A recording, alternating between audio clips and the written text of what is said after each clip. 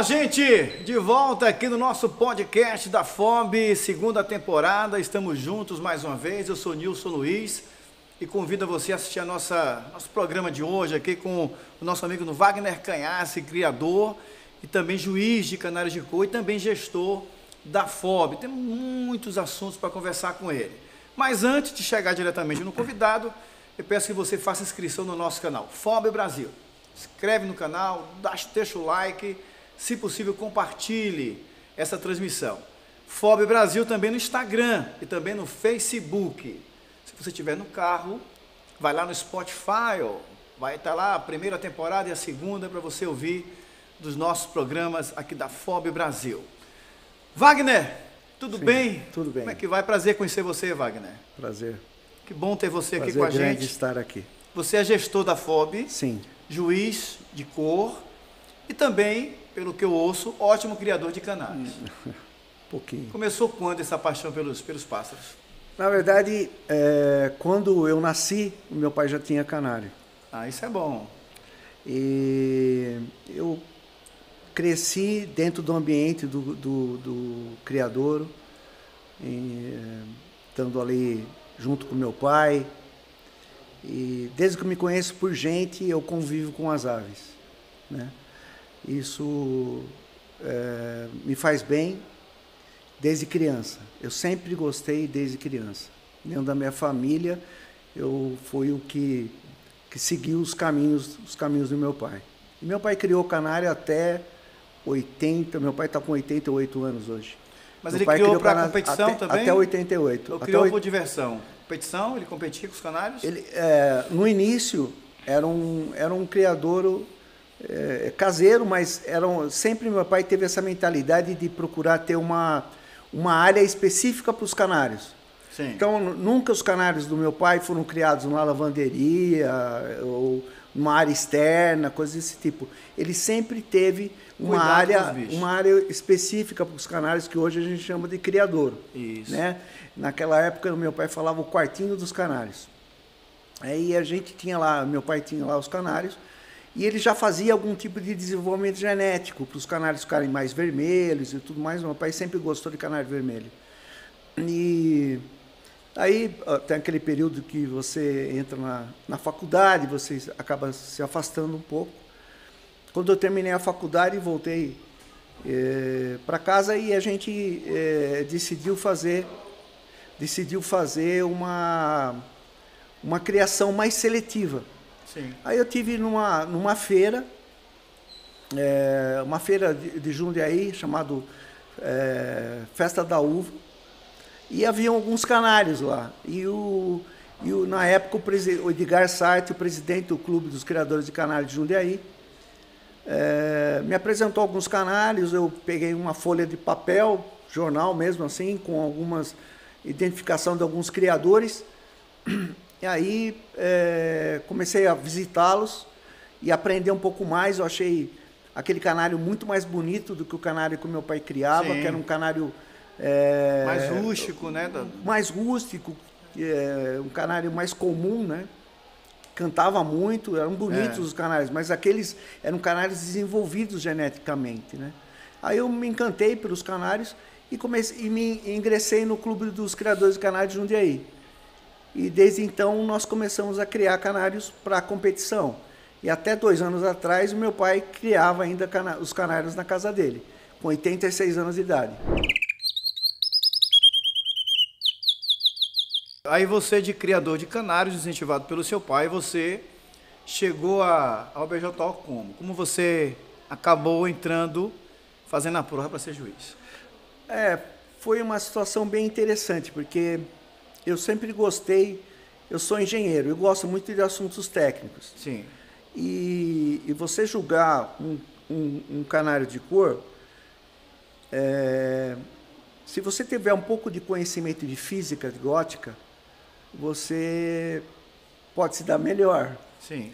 Porque você fica atento aos reflexos, às luzes, aos sombreamentos, comprimento de onda de manhã, comprimento de onda à tarde, para não se enganar.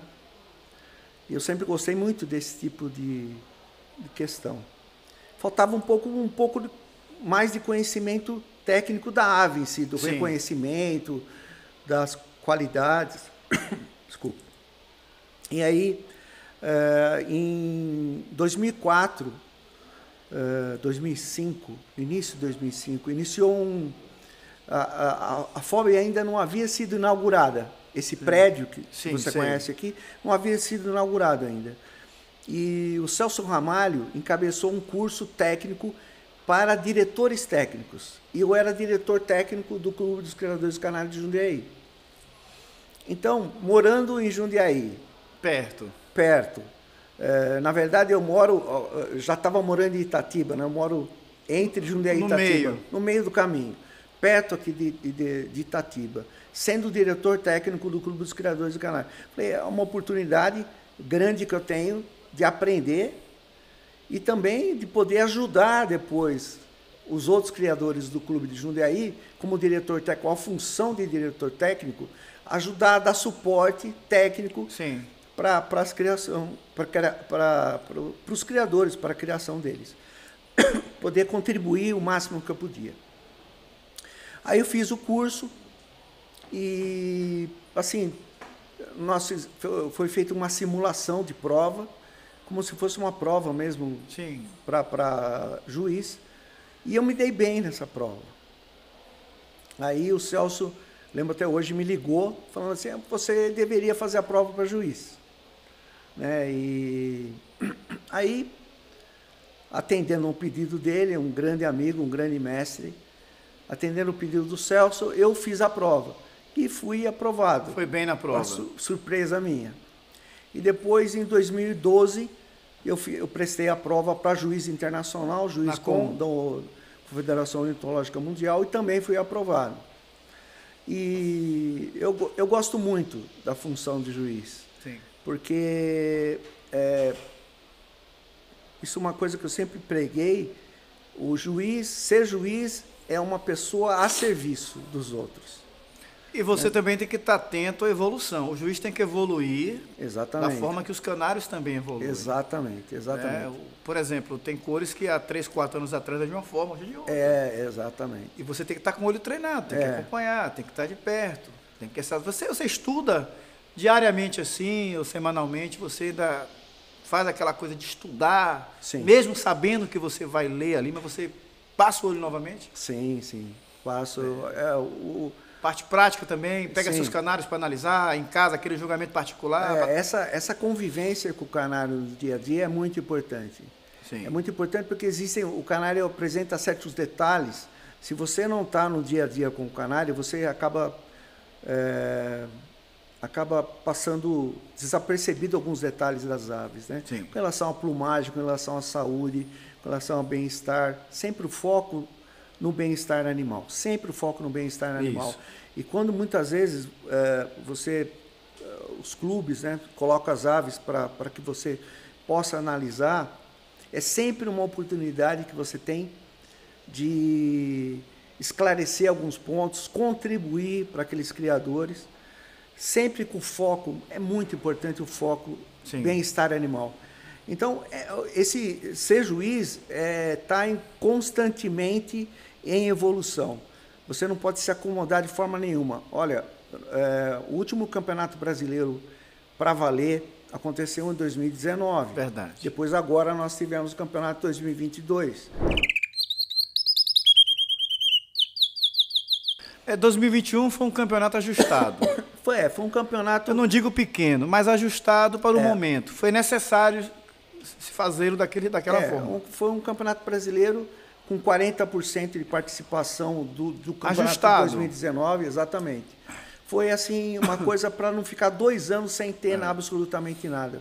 Mas agora em 2022 a gente pode observar uma evolução muito grande. Muito grande. Muitas aves de 2019 para 2022 evoluíram muito. Muito mesmo. Então, esse é um aspecto muito importante. E isso, eu sou criador de canário de cor, sou juiz de canário de cor. Acontece em outras aves, no próprio segmento de canários, citacídeos, etc. Acontece essa evolução. Mas, no segmento que eu estou inserido, essa evolução é muito interessante, porque você começa a perceber que existe a colocação dentro do patrimônio genético de uma ave, características muito importantes, que você começa a se aproximar muito de uma situação ótima da análise. A gente percebe assim, Wagner, o crescimento, né, do urucum, do canário do bico amarelo, os mognos evoluíram demais, sim, assustadoramente. Está chegando aí também o mulato, né, que eu soube que vai estar sendo apresentado, né, para fazer aquele protocolo, né, para ser homologado. Então, são cores que há 3, 4 anos atrás, quando o urucum surgiu, tinha problemas neurológicos, né? As aves, sim, não fixavam direito a cor. Hoje você cria o urucum sorrindo. Né? Exatamente. Né? No começo, quando logo que o urucum foi reconhecido com uma cor, a principal dificuldade de você julgar um urucum era que ele fosse pupuleiro. Era a principal dificuldade, porque o canário tem que se apresentar, ele se apresenta no puleiro. Tinha problemas, né? E ele tinha alguns problemas que, com o desenvolvimento genético, foram eliminados e ficou hoje uma ave maravilhosa. Normalíssima, né? Uma plumagem sedosa, né? É impressionante. Está se fixando também essa mutação em outras, né? O ágata urucum, né? Estão passando canela urucum, né?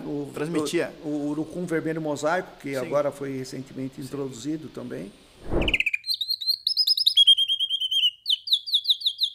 Você faz quantas fêmeas por ano no seu plantel? Normalmente eu faço com 40 fêmeas, 50 fêmeas. Há uma média de quantos filhotes? 300?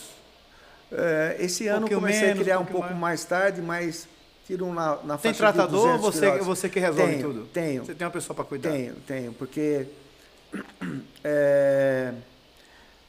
como eu te disse, né, bem-estar animal. Então, eu tenho um problema de falta de tempo. Você tem seu trabalho, suas atividades? Trabalho, uma série de atividades, várias frentes de atividade.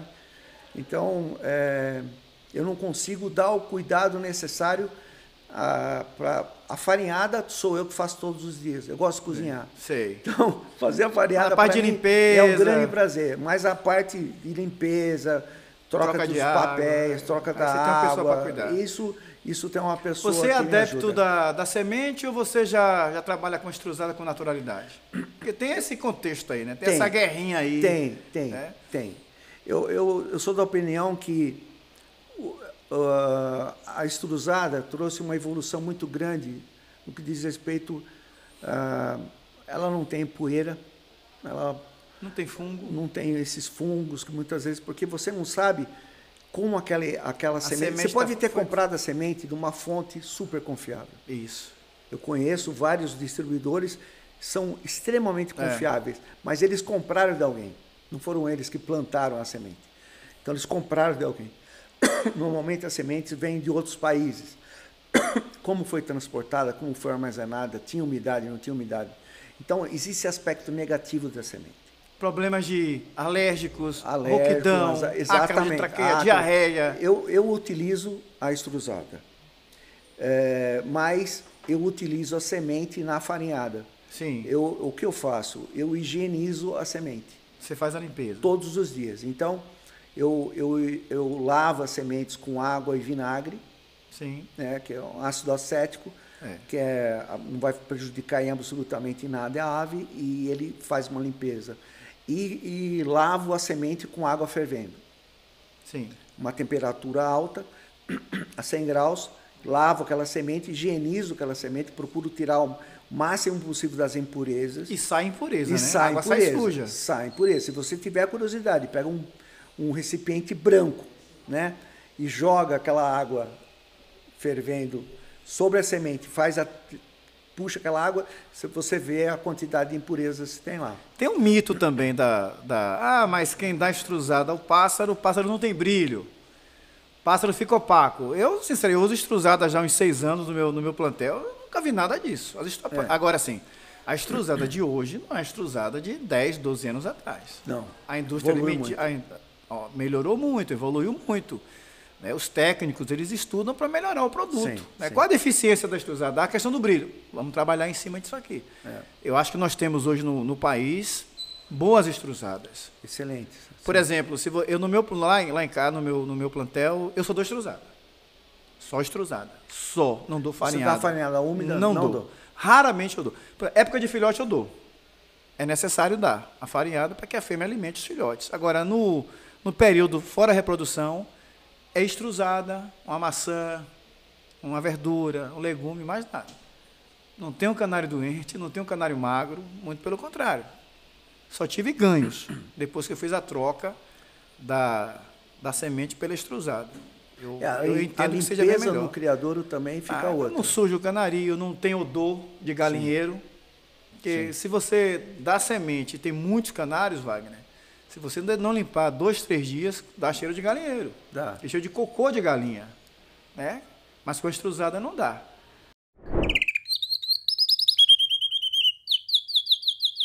Vamos falar um pouquinho da evolução dos canários, falando da evolução. Agora, eu percebi também, você é gestor da FOB, o número de clubes que estão chegando, né, novos clubes pelo Brasil. Eu soube que, dentro da gestão do Mário Simões, que é o presidente, nosso presidente, houve um acréscimo de clubes. Até clubes que estavam desativados estão reativando. Sim. Junto à FOB. E a FOB tem aumentado os números, esse ano aumentou muito o número de pedidos, né, de anéis. Sim. Né? Você faz parte desse contexto também. Como é que você vê esse momento da canaricultura no país? Olha, é um momento muito interessante, né? É um fenômeno que está acontecendo e que eu vejo que a canaricultura está se mostrando mais como uma coisa que é um benefício para as pessoas, né? Um benefício para a natureza. E muita gente está se engajando, né? Em clubes. Em 2018, final de 2018, 1º de outubro de 2018, quando o Mário assumiu, nós tínhamos aproximadamente clubes entre ativos e não ativos, uns 210 clubes aproximadamente. Sim, sim. Hoje nós estamos chegando a 236 clubes ativos. 236 clubes. Sim. E quantidade de anéis. Em 2018, foram produzidos perto de 780 mil anéis. Sim. O ano passado foi perto de 1.200.000 anéis. Tanto é que nós tivemos que mudar a tecnologia.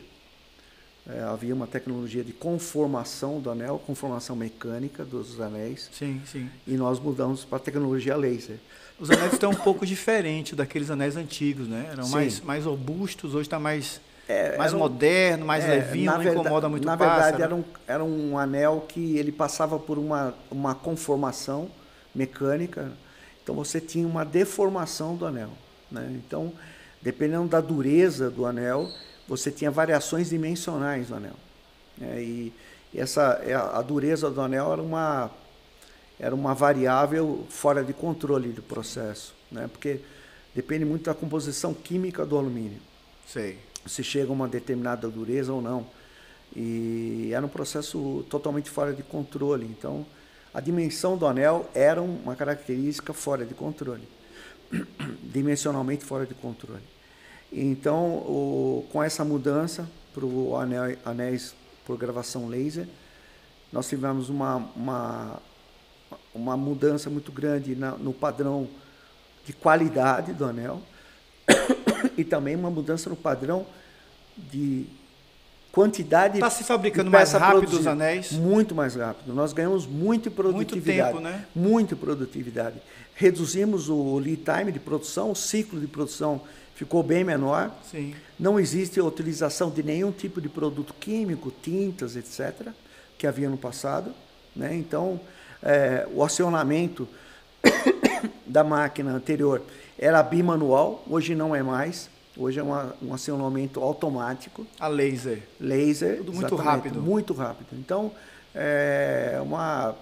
foi uma evolução muito grande. Eu muito tenho grande. notado que os pedidos do nosso clube lá em Salvador chegam muito rápido. Você pede uma semana, a outra já está chegando. Já está chegando. E antigamente demorava mais. E a FOB justificava pela questão da própria produção. Era um processo muito longo. Então, você recebia o pedido para fabricar o anel conseguia sair da fábrica de anéis daí uma semana, porque você tinha um processo de aquecimento do anel, conformação, depois passava uma tinta, tinha uma estufa, processo muito longo.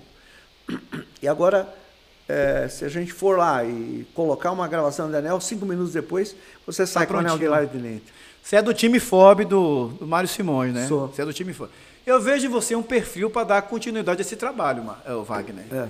Eu vejo nas suas palavras um cara muito envolvido com a questão. Né? Eu acho que você veste a camisa mesmo. Sim. Dá para perceber nos seus olhos, nas suas palavras, que você fala com gosto. Sim. Né? Você tem pretensões de ajudar de uma forma futuramente a instituição? Você já ajuda, claro, né? Mas em outro patamar? Isso é uma coisa... Se você for convocado, é uma pergunta bem difícil. A continência vai ser dada? É uma pergunta difícil. Temos ótimas pessoas no time do Mário, temos. Ótimas pessoas, um conjunto aí de excelentes pessoas. Sim. Mas você tem um perfil bacana. Aquilo que a ornitologia fez muito bem para mim. Você gosta, né? Está no sangue, né? Gosto. Você gosta mesmo. Fez muito bem para mim, fez muito bem para o meu pai, então... Tem filhos que criam canário também, que ajudam? Não, infelizmente não. Eu tenho 3 filhas. 3 meninas. Uma filha mora em Recife, outra estuda na Espanha e uma filha só que está em casa, né? Mas elas seguiram outros caminhos. Não teve um menino para dar sequência? Todas gostaram, gostam muito dos canários, me ajudaram muito, né? O tempo que elas estavam em casa, me ajudavam, davam... Por exemplo, um final de semana, você sai para julgar, elas te ajudam lá. Né? E isso foi muito bom. E uma coisa muito importante também, que tem crescido muito a participação das esposas, das famílias no Campeonato Brasileiro. Sim. Né? Então, isso é uma coisa que agrega muito valor, né? Porque além do benefício ao teu psicológico, ao teu estado de humor, que para mim faz muito bem estar com os canários, eles me transmitem paz, né? Além de tudo isso, você tem ainda a convivência familiar. Eu tenho muitos amigos espalhados pelo Brasil. E além disso, a minha família tem muitos amigos espalhados pelo Brasil, trazidos pela ornitologia. Isso é bom. Então isso é muito importante. Mas eu acho que futuramente você, não sei, você pode estar num posto para ajudar ainda mais a FOB, até pelas suas palavras, né? Eu não lhe perguntei o carro-chefe lá da sua criação, os canários que você cria, as cores que você dispõe lá, que você gosta de criar. Eu gosto de criar vermelhos. Vermelho mosaico, vermelho intenso, nevado e vermelho série mosaico. Completa. Série completa. Mas como sendo juiz, eu tenho algumas cores que eu conduzo para aprender com a cor. Sim. Então, se eu sinto qualquer tipo de dificuldade, se eu não entendo muito bem a dinâmica da cor, eu procuro criar. Sim. Então, eu já criei muitas cores e crio durante 3, 4, 5 anos. Depois, para ter um entendimento. Para ter um entendimento, para obter conhecimento. Para obter conhecimento, porque muitos criadores perguntam informações técnicas sobre as cores. Muitos. E muitas vezes, se você nunca passou nem perto de criar aquela cor, ou não tem mais de 700 cores, e o cara tem que saber todas. Não dá para... você tem que saber todas as cores. Logicamente que você não consegue criar todas as cores, mas os clássicos, então o ágata, cobre, né? Canela. Então, o Leonardo Monteiro me disse que o canário que ele tem, assim, não digo dificuldade, mas mais atenção são os ágatas. Pelo contexto do pássaro. Ele disse, olha, o ágata eu tenho que ter atenção a mais. Quando eu vou olhar um ágata, eu tenho que parar, ter calma para fazer a coisa certa, para não cometer injustiça. Ele tem toda a razão. Eu também criei a ágata por esse motivo. Porque você tem que ter uma atenção redobrada. Sim. Tem atenção redobrada. Existem mais cores que são mais fáceis para mim. Talvez eu tenha colegas juízes que o ágata é fácil para ele. O que você acha dessa... Eu fui apresentado aí a uns Isabéis Onyx, do Sassá, do Pais e Filhos, de Santo André, que faz um trabalho aí com os Onyx.